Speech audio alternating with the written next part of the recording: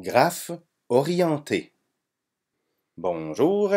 Donc, cette nouvelle vidéo, c'est au sujet des graphes orientés. Donc, les graphes orientés, on va parler d'orientation. Donc, oui, les arêtes là, vont avoir une direction. Et bon, ben, c'est ça la nouveauté là, pour cette nouvelle vidéo. Là. Bon visionnement.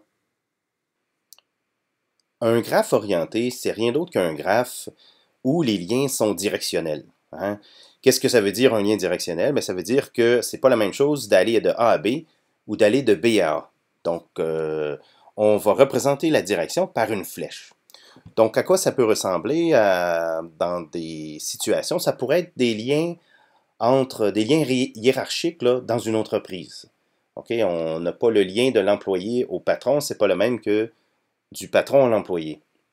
Ça peut représenter aussi un réseau routier, par exemple, avec des sens uniques. Donc, imaginez que ça ici, ce graphe-là, c'est un réseau routier. Ben, les flèches vont indiquer le sens des sens uniques.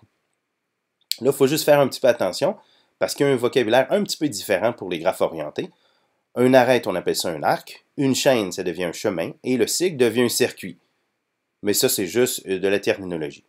L'idée ici, c'est que si je voulais aller de H à G, je ne pourrais pas le faire directement. Hein. Je pourrais aller de G à H, mais H à G, je ne peux pas le faire. Je dois respecter l'orientation. Donc, je devrais faire un détour par D, E, B, A, C, G. Donc, c'est beaucoup plus long. Hein. Un peu comme dans la vraie vie, quand il y a des sens uniques, là, des fois, il faut faire des grands détours. Bon, ben, c'est la même chose ici pour les graphes orientés.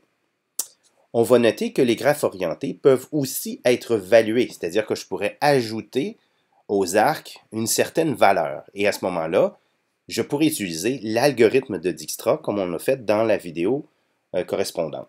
La seule différence, c'est qu'il faudrait tenir compte, encore une fois, du lien directionnel entre les sommets.